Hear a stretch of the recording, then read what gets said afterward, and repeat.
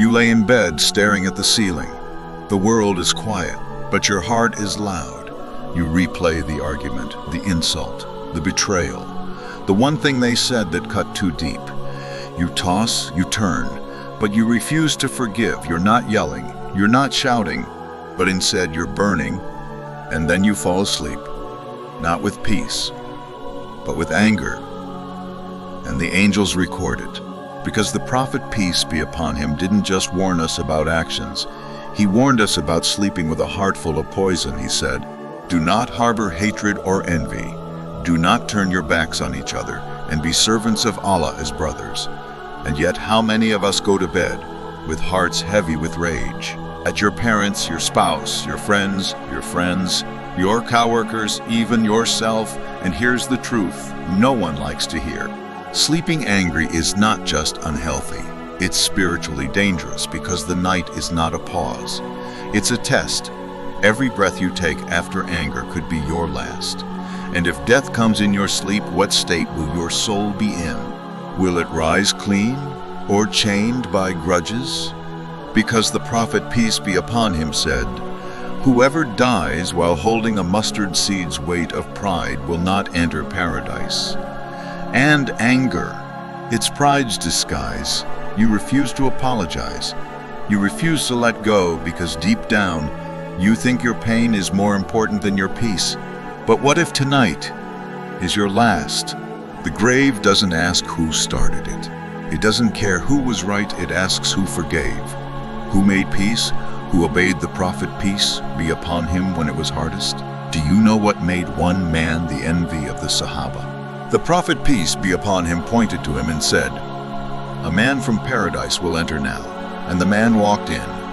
Abdullah ibn Ambar followed him for days. He wanted to know what made him special. And you know what the man said? "I don't do much more than others, but every night before I sleep, I forgive everyone. I remove any grudge from my heart." That was it, not tahajjud. Not tahajjud, not fasting every day, but a clean heart. Because in the darkness of night, Allah sees what no one else can. Your ability to surrender your ego, your willingness to rise above pettiness, your choice to forgive, even when you've been hurt. And that choice, it could be your ticket to Jannah. Now imagine this, you wake up. But it's not your bed, it's not your room. It's the day of judgment. You're barefoot, exposed, surrounded by billions, and you're holding something heavy, but it's not in your hands. It's in your chest, unforgiven anger. The face of the one who hurt you flashes before you, not in memory, but in reality.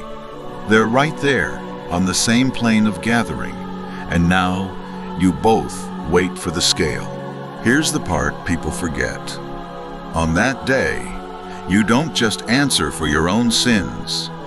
You answer for the grudges you never buried, you see. The prophet, peace be upon him, warned, "The bankrupt of my ummah is the one who comes on the day of judgment with prayer, fasting, and zakah." But he insulted this one, slandered that one, consumed wealth, shed blood, struck others, and his good deeds will be given to them.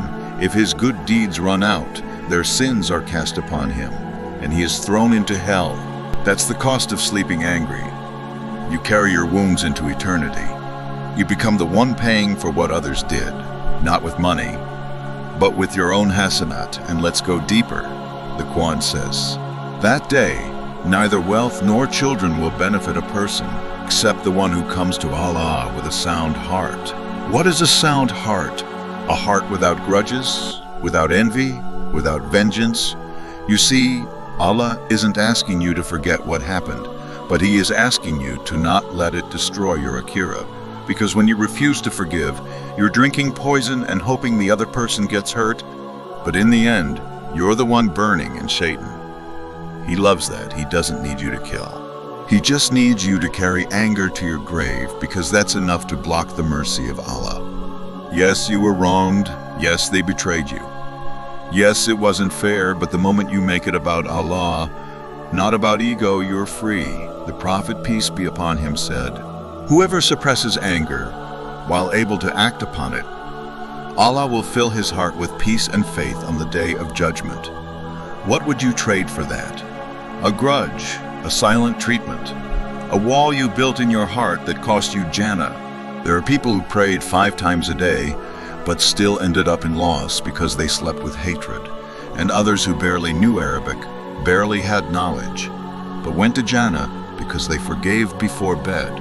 So tonight, before your head hits the pillow, look into your soul, who's still living there, uninvited, whose words still echo, whose face still haunts, and most importantly, is it worth your hereafter?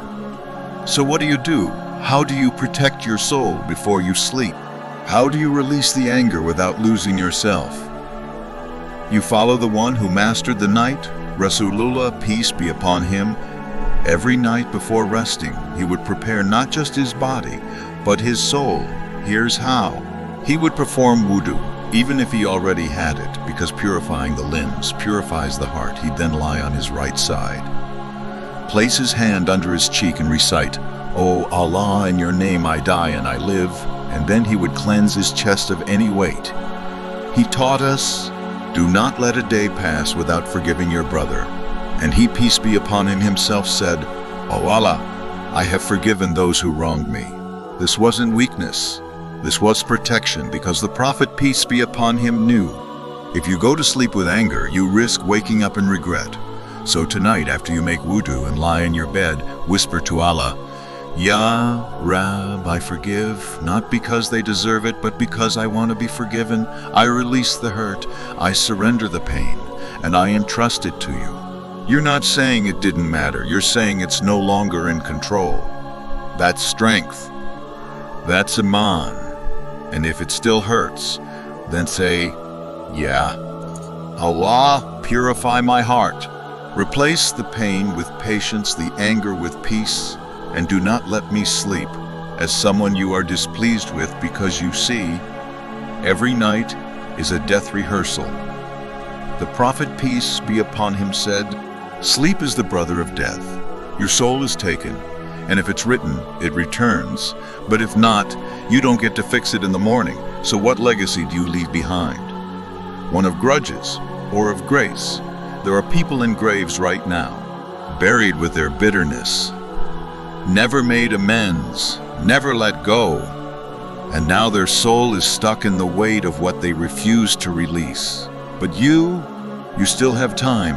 You can be the one who forgives, who purifies, who goes to sleep light, ready, because the Prophet, peace be upon him, promised, whoever says before sleeping, "O Allah, forgive me, have mercy on me, and join me with the highest companions," and then dies that night, dies upon fitra.